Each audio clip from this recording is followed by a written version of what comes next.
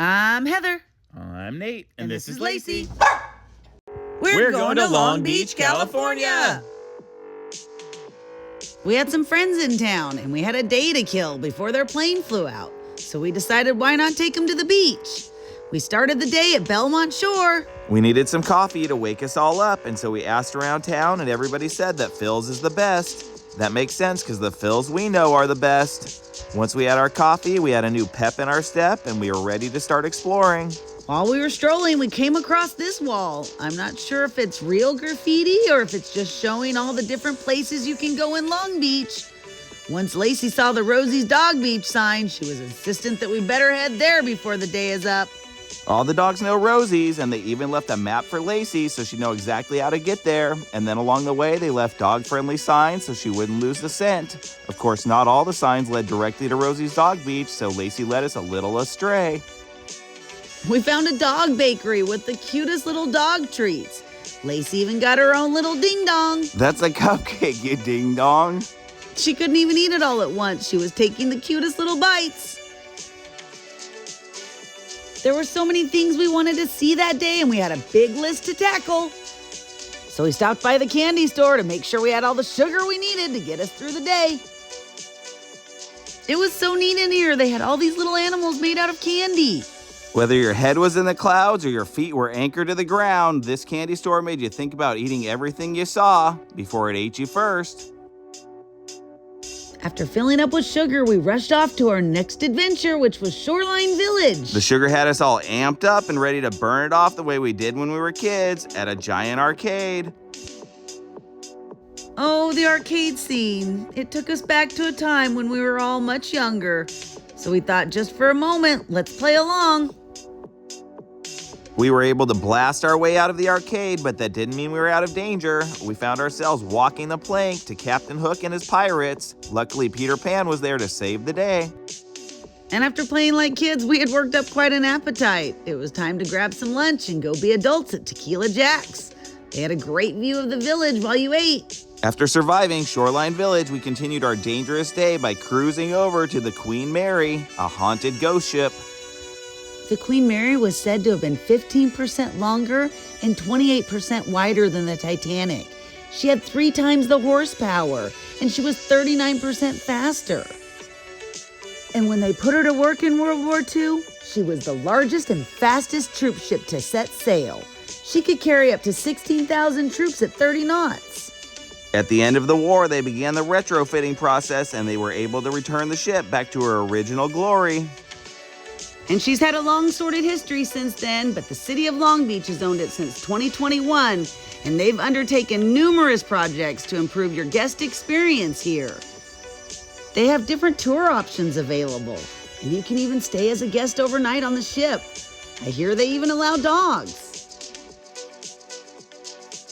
There was a park next door, so we wandered over to check out the views when we found this bird that we'd never seen before. There was another guy watching the bird, and he told us it was an Egyptian goose who had lost his mate and was looking for a new one.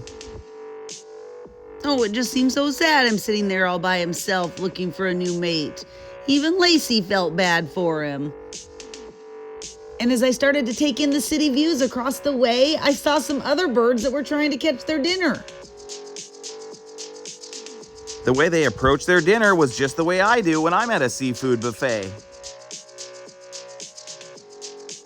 Shoreline Village and the city of Long Beach were just across the way, giving us the most gorgeous views. We waved goodbye to the Egyptian goose. We told him we hope he finds a mate soon. We made our way back to the ship along the sidewalk with the dolphins and the octopuses. We got one last view of the Queen Mary, and then we hopped in our escape vehicle and magically ended up at Rosie's Dog Beach. We'd spent the day promising Lacey that we were going to Rosie's Dog Beach, and it was time to pay the pup up. We love this beach. It's one of our favorites of all time. It's got great views, and today they were filled with windsurfers out there playing in the breeze. Once we made it to the Rosie's Dog Beach sign, we were able to take Lacey off leash. She was free to run on the beach. And so was Nate. It was a gorgeous day to be free and run on a beach. You could see for miles, even out to the oil rig islands. With huge oil reserves and one of the biggest ports in the world, Long Beach Harbor always has a line of ships waiting to get unloaded and loaded before they head back out. We made a video about it and you should watch it next. But first, back to the beach. We all were having fun watching the windsurfers. The wind was taking them all over the place. Lacey was getting tired of watching the windsurfers, so she turned us around and led us the other way towards the city and the pier. She said that's where the action was, and when Lacey starts leading us in a direction, we just gotta follow. Yeah, she's the boss. We kind of have to do what she says. She's in charge even when we're not at a dog beach, so we had no chance here. But she wasn't wrong. The views from this end of the beach are gorgeous too. Every spot seemed like a great one to set up for the day, but Lacey said we were gonna have to keep it moving if we were gonna see all there was to see on this giant dog beach.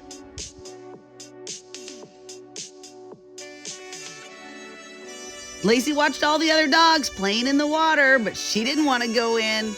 She came running back every time it got close, but then she was curious to see how far it would go out again. Then at one point, while we were watching all the other dogs playing, Nate got way far ahead of us. And Lacey didn't like that, so she went running after him. And she wasn't paying attention, and she went a little too far, and a sneaker wave got her. She was not happy about that. She came running up to me as if to say, "Did you see what that wave did to me?" And then she saw her dad had ran off again. And there she went, chasing after him again. I almost thought she was going to go in the water again. But she was smarter this time. After all that running around, she was worn out and hungry, so she said she'd catch her own ride home if we didn't get her home soon. She took her time saying goodbye to all the dogs, letting them know she'd be back. And I was taking my last pictures of the beautiful city when Lacey started pulling us home. It was her dinner time and she wasn't waiting around. After we finished dinner, she remembered that we were still so close to Rosie's Dog Beach, so she insisted that we head back out and catch the sunset. We hit Rosie's Dog Beach again, hoping she'd find some more friends. Although this one looked a little busy. She's not the first one to try and strike it rich digging for oil around here. The sun was starting to set. As much as we loved sitting on the beach and watching everyone, we wanted to start making our way down to the pier. The sun was going down a little too fast, so I went running out there to push it back up in the sky. Lacey tried to help, but then she got distracted and just told all of her friends where we were going. She said her goodbyes and we started walking into the sunset. Lacey started to wonder about this digging for oil thing, so it was a little tough to get her going, but then we told her about the food at the pier and she was ready to run. These guys told her the pier wasn't too far away and that she should keep on going.